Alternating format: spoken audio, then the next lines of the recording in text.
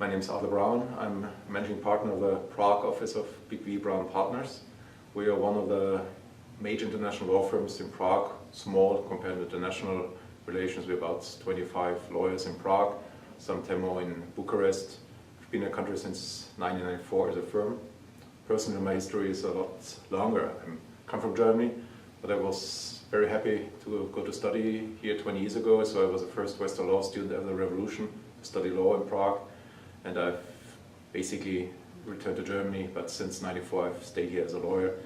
So I've been part of a lot of changes in the country, and the changes have been quite dramatic. We advise in business law, meaning we do a lot of international manufacturers, a lot of banks, also a lot of shared service centers and similar service companies. And we've really been part of the trends. I've personal advice in certainly 150, 200 greenfield investments, major and small ones in the last 17 years.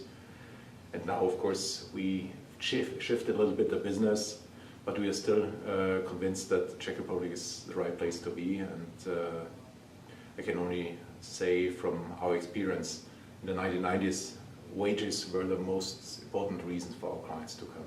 Basically, being close to Germany and the wages at 1/3, 1/4, or even lower compared to German wages. Nowadays, our clients go here because they set up distribution networks, because they set up shared service centers. If you look at Prague, it's a place where you can really get people also from the outside to work here. And it's of course to get Czech brains.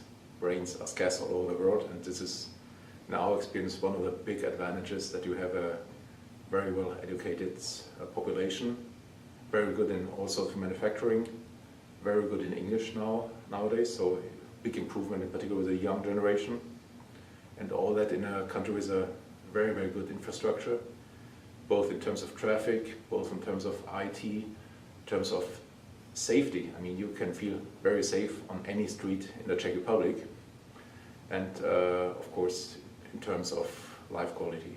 Prague has improved a lot in terms of life quality in the last years. It's really moved on also to the other big centers.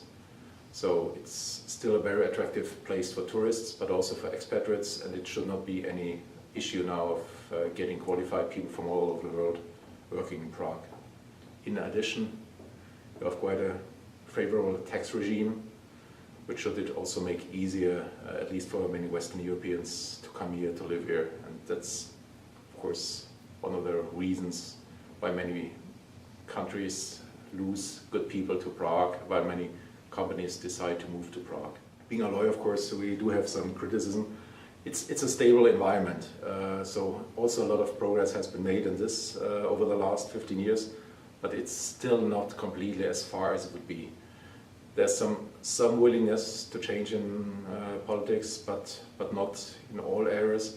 So we do still have a few issues. We do have some public procurement issues. We do have some corruption issues sometimes. But for normal companies, I think it's generally a stable legal environment, and it's a state of law, which is also very important. So it's not as in the 1990s where you had to wait for 5 years in order to get a court decision. So the system has really improved a lot, and finally being part of the European Union also helps, because you are not just now dependent on national law, but you can always argue international law, in particular European law. So even if you should feel unfairly treated, you can still get some way in Brussels, in Strasbourg, Luxembourg, to get your rights also as a company. The trends, for what we see, of course, companies are not coming here anymore in order to set up manufacturing for 500, 800 people and then fill them up with cheap labor force imported from Slovakia or from the Ukraine. Now what we see is much more qualified investments, much higher demands for investors. Means our investors now require IT specialists, for instance. Our investors require people who are able to communicate in English and German or French and various languages. So the shift has really been very strong into a service orientation, into our research and development, and hopefully this trend will continue, because the Czech Republic is facing one problem like all countries in the Western Europe, probably in the Western world, which is of course a demographic problem, that there are fewer and fewer people available on the market. And so it's quite important to keep this in mind as a company, to educate your people and to keep them, because it's not so simple to just hire and fire as it used to be in the 1990s. As a firm, I know we'll always be in a very strong position.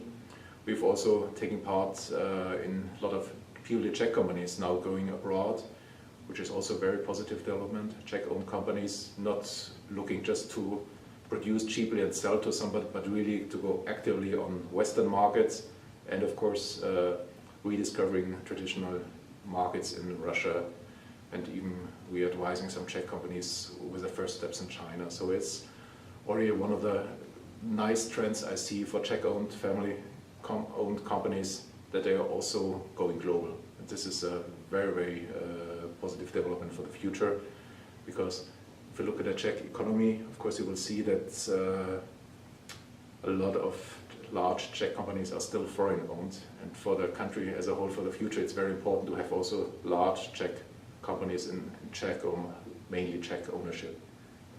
And this is, of course, what I'm happy to take part in. Coming to the Czech Republic, you must always think about, if you arrive at the airport in Prague, you see it's all Western, very modern streets, very modern buildings in downtown Prague. But you must still imagine it's still within one generation, and I always explain it with a coffee. Because 20 years ago, normal Czechs would drink so-called Turkish coffee, which is just powder into hot water. Then in the mid-1990s, when you met the directors, you were offered Nescafe, which was already a big improvement. Later in the 1990s, the step was to go to filtered coffee. So when you went to the general director, you got offered secretly filtered coffee. But now, for 5 years, I would say so, it's espresso machines all over the world. So you must say that Czech Republic within 20 years has really adapted itself to all normal Western standards. Not only that there's of course enough Starbucks and similar coffee shops, but also in small matters like coffee drinking, it has had to adapt very fast to Western standards.